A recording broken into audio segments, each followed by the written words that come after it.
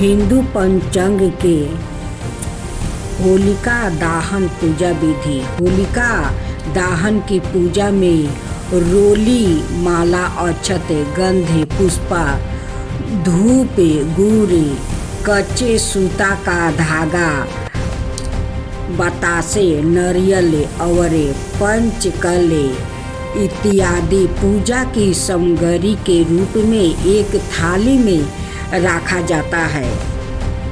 इन सभी चीज़ों को होलिका दहन के समय होलिका के पास रखा जाता है। फिर श्रद्धा भाव से होलिका के चारों ओर 7 से 11 बार कच्चे सूते के धागे को लपेट दिया जाता है। होलिका दहन के बाद सभी सामग्री को एक एक करके होलिका में आहुति दी जाती है और फिर जल से अर्घ्य प्रदान किया जाता है। इसके पश्चात होलिका दहन के बाद 5 फल और चीनी से बने खिलौने इत्यादि को आहुति के रूप में समर्पित करने का विधान है। कवि दंतियों के अनुसार पृथ्वी पर हिरण्यकशिपु नाम का एक राजा शासन करता था, जो भगवान विष्णु का सबसे बड़ा शत्रु माना जाता था। उसने अपने राज्य में सभी को यह आदेश किया था कि कोई भी ईश्वर की पूजा नहीं करेगा, लेकिन उसका पुत्र प्रहलाद भगवान विष्णु का परम भक्त था। जब हिरण्यकशिपु ने अपने पुत्र को भगवान की पूजा करते हुए देखा तो उसे सहा नहीं गया और अपने ही पुत्र को दंड देने की ठान लिया। हिरण्यकशिपु ने प्रहलाद को कई बार कष्ट देना चाहा, लेकिन भगवान विष्णु ने हर समय प्रहलाद का साथ दिया। अंत में अत्याचारी राजा ने अपनी बहन होलिका से वो मदद मांगी। होलिका को यह वरदान था कि उसे अग्नि नहीं जला सकती है, इसलिए होलिका प्रहलाद को अपनी गोद में लेकर अग्नि में प्रवेश कर गई। लेकिन भगवान विष्णु की कृपा से होलिका उस अग्नि में भस्म हो गई और प्रहलाद बच गया। तब से होलिका दहन पर्व को बुराई पर अच्छाई की जीत के रूप में मनाया जाता है। होलिका कौन थी? राक्षस राजा हिरण्यकशिपु की बहन होलिका के पास एक अद्वितीय वरदान था, जिसके कारण वो अग्नि से प्रभावित रहती थी। इस वरदान के कारण वो अपने भाई को तीनों लोकों सड़क, पृथ्वी और पाताल लोक पर प्रभुत्व बनाए रखने में सहायता करती थी। हालांकि अग्नि से उसकी सुरक्षा तभी कारण होती थी जब वो अकेली ही अग्नि में प्रवेश करती थी। प्रहलाद का अटूट स्मरण का कृपा।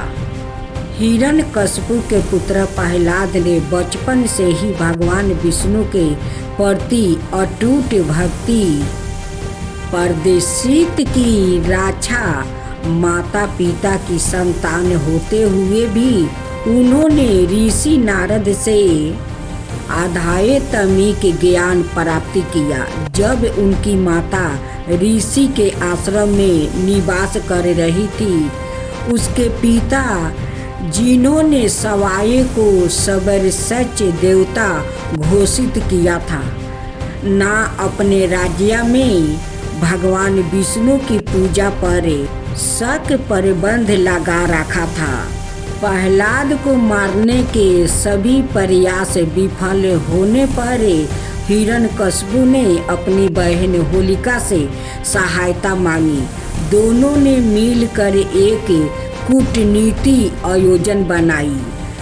होलिका प्रहलाद को अपनी गोद में लेकर आग में बैठ जाएगी, यह सोचकर कि आग से प्रवाहित रहने के कारण वो सवाए बच जाएगी, जबकि बाहु कुमार जल कर मर जाएगा। इस नाजुक क्षण में दैवी के हस्तक्षेप हुआ। प्रहलाद के साथ अग्नि में प्रवेश करने के कारण होलिका की रक्षा भंग हो गई। हालांकि भगवान विष्णु के आशीर्वाद से प्रहलाद बच गया, जबकि अग्नि की लपेटों ने होलिका को भस्म कर राख कर दिया। इस चमत्कारी घटना से सब कुछ बदल दिया। भगवान विष्णु ने अपने भक्त की रक्षा करने और हिरण्यकशिपु के अत्याचारी शासन का अंत करने के लिए नरसिंह अवतार लिया, जो आधा सिंह और आधा मनुष्य था। भगवान के इस कार्य ने न केवल प्रहलाद की रक्षा की, बल्कि यह सिद्ध किया कि सच्चा विश्वास झूठ पर विजय प्राप्त नहीं कराता है और हानि पहुंच जाता है। अच्छाई पर बुराई का विजय प्राप्ति होता है। होलिका दहन की कथा हमें याद दिलाती है कि सच्चे भक्तों को हानि पहुंचाने वाले अंत अपना ही पतन का कारण बनते हैं।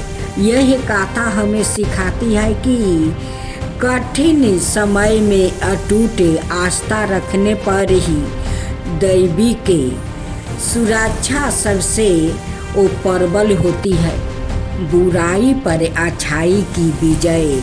होलिका दहन बुराई पर अच्छाई की विजय का प्रतीक है।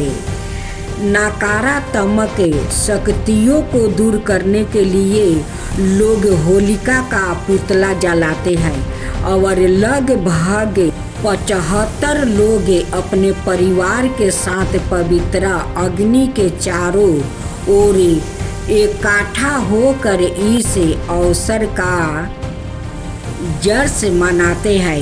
इस समारोह के माध्यम से समुदाय एकजुट होकर नैतिक मूल्यों और जीवन के प्रति अपनी धर्मनिष्ठा प्रदर्शित करते हैं। यह त्योहार भारतीय समाज में बहुत महत्व रखता है। होलिका दहन की कहानी केवल इसके रंग उत्साह और पवित्र